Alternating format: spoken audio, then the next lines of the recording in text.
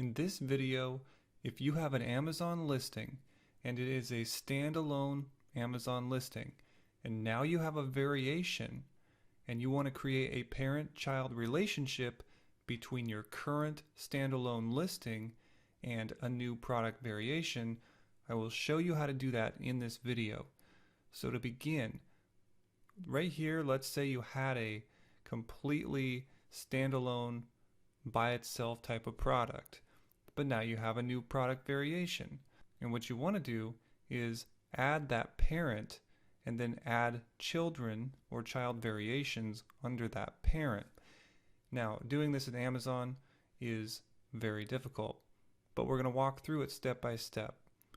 So to begin, go up to Catalog, and I first suggest you click Create a New Product Listing. Here, we'll do an example. I will select something from this area, this area, this area, and we'll just say this area and hit select. Now, what did that do? That's going to show us this screen here to add a new product. Why are we doing this? Simply to get an idea for what this custom variations thing is. So, when you open up your file, your template file that you will be using to create new Amazon parent-child relationships, this variations themes or variation theme is going to be a field that you care about. So, for example, play around with this stuff. If it has color, then that means it's just one product variation. So let's say you sold shirts. You might have a red, green, and a blue. However, you'll notice some of these say color-size, or they might be concatenated, like, let's see here, paper size, size name dash color name. So the point is, these will be different and unique for your products. You need to play around with these and get a solid understanding of what you're doing for the product variation theme part. This will be important when we go to the next step. After you understand variation themes, next, check out this Add a Variation using Variation Wizard. This page is absolutely not helpful. You don't want this option because if you already had a parent, you wouldn't need to use a bulk upload template to create a parent-child relationship. So this does not apply to you. Here we have a standalone listing. These are the instructions. These instructions contradict what you will see in the template files. For example, it says enter variation or enter parent. Well, notice parent is not capitalized.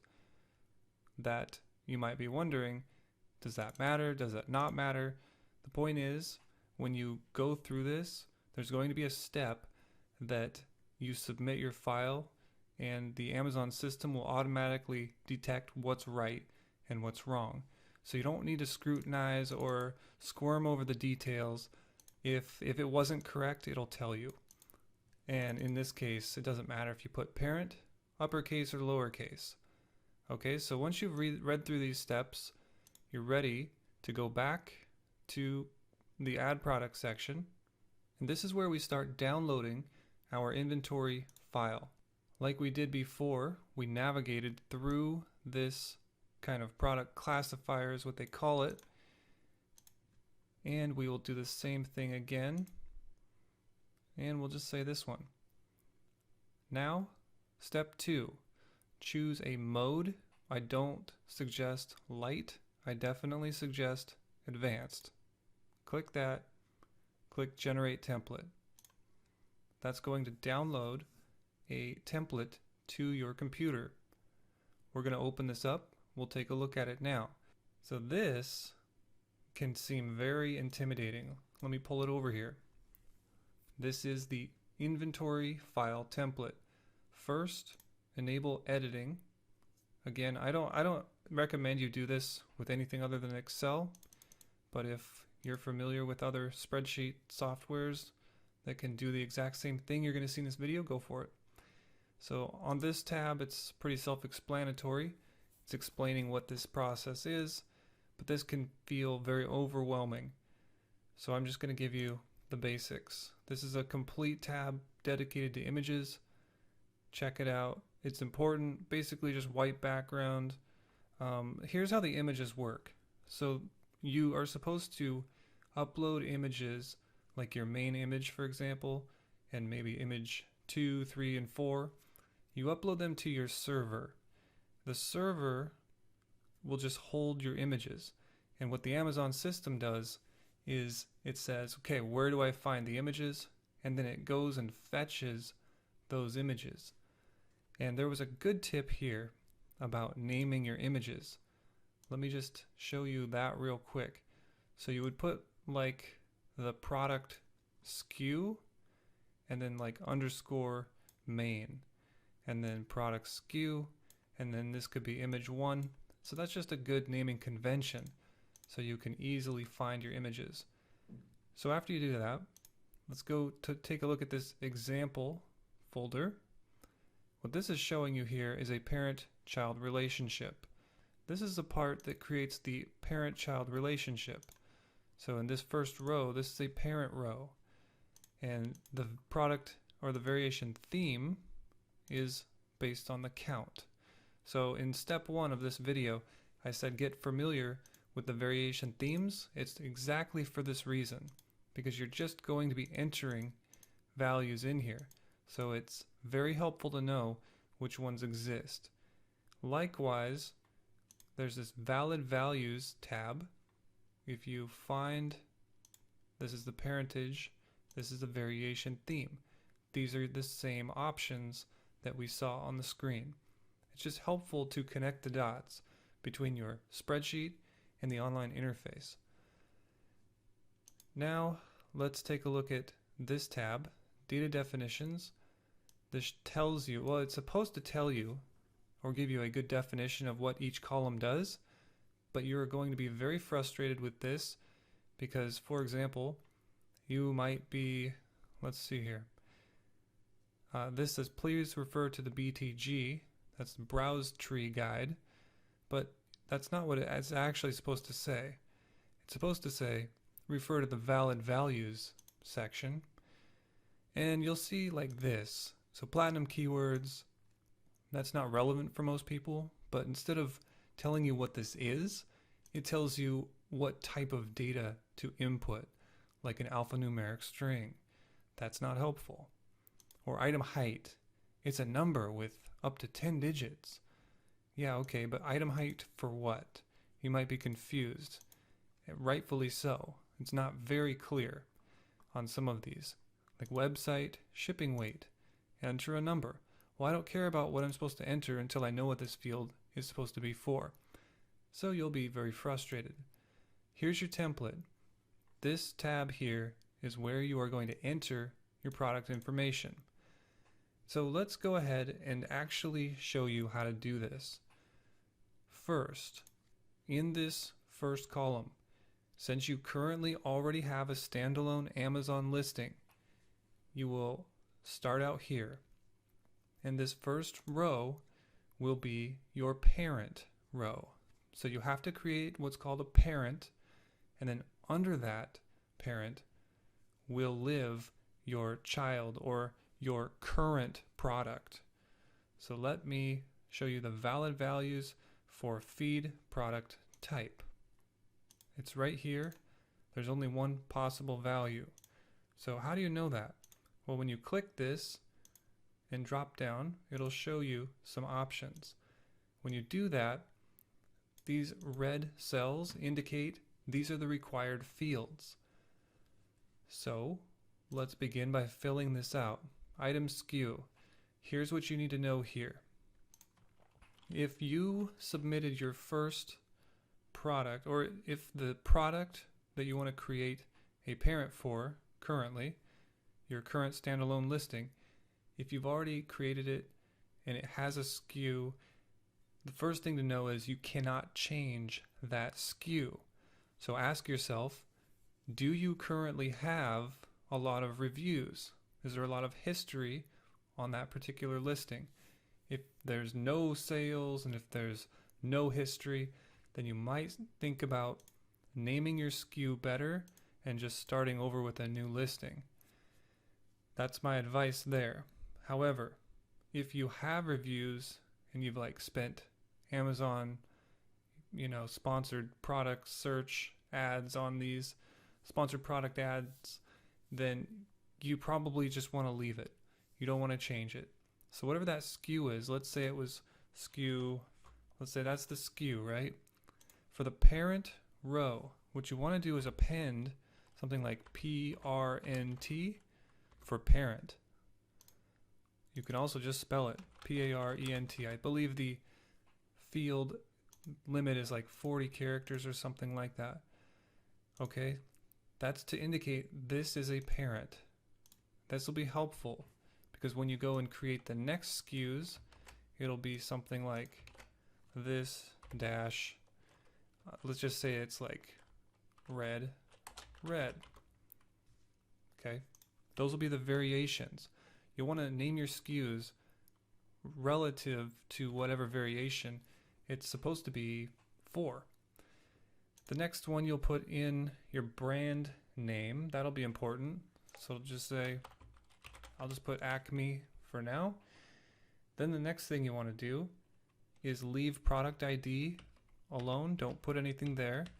Product ID type, don't put anything there. But you will need a product name. This is going to be something very generic. So if I had something like cotton sheets and I have different variations like 2-pack, 3-pack, and 4-pack, then my title could just be cotton sheets. Since this is the parent object or parent item, you don't want to make it super specific to one of your variations. This is more for keeping it very general. Okay. The next one, manufacturer, you would probably just put your brand name there. If you are the manufacturer, then you would. Next, you would then just leave everything else blank here. Don't fill anything out there. Okay, keep going over.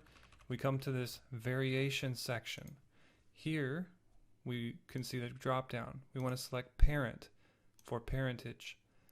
Leave parent SKU blank, relationship type blank, variation theme. Now this is going to be what we were talking about. So if you have color and size, then you would select that. So if you're going to have to fill out the different variations for color and size. So if we look for color, this is where your color name would go, and then size name, that's where that would go. So you would have to make sure you fill out color and size in that case. Okay? But if you were just doing color, we'll just say color, then you just have to worry about filling in the color field with its variations. Okay, so that's it. That's all you have to do for creating a parent item. This parent row is completed.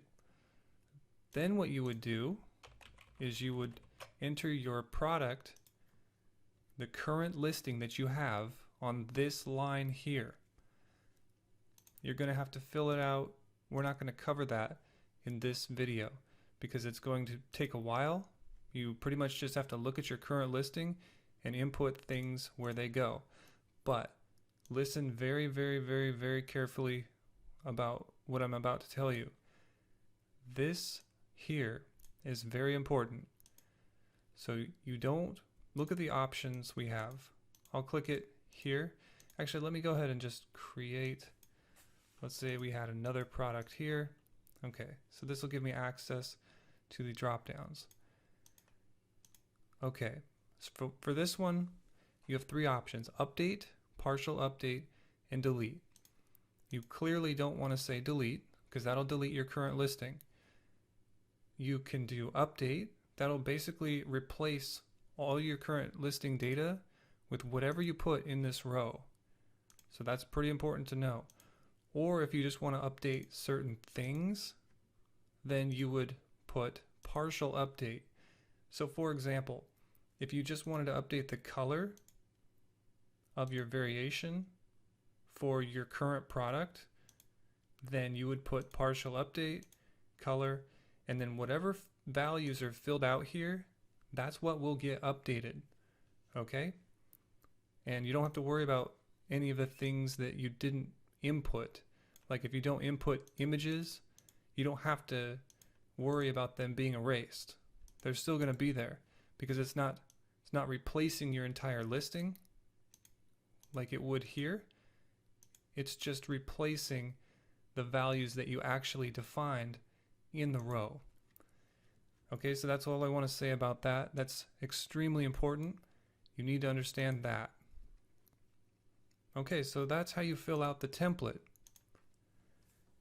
Now, with the template filled out, the next step is to go back to this catalog here, and we're going to say check and upload your inventory file. Here, you will choose the file that you've just created. You will choose it, navigate to it like this, hit open, and if your file is large, then you can enter your email address here and be notified when it's completed. Let's say check my file. You'll come to this screen here. It's in progress. Okay, and it's done. It didn't take too long. I only have 2 rows in this. You can check your downloaded report by clicking this, but if it passed all these tests, then that means you go back to this check and upload your inventory file tab, scroll down, select inventory files for non-media categories. Again, choose your file that passed the tests, and then hit upload. When you do, you basically wait, depending on how big your file is, and after it's done loading, go to your inventory tab here, and what you will see is this variations and this arrow. Let's go ahead and expand that. And what we've done is we've said this row is the parent, and this row here is the child. So what we've done is we've created a parent-child relationship. Hopefully you enjoyed this video. Thanks for watching.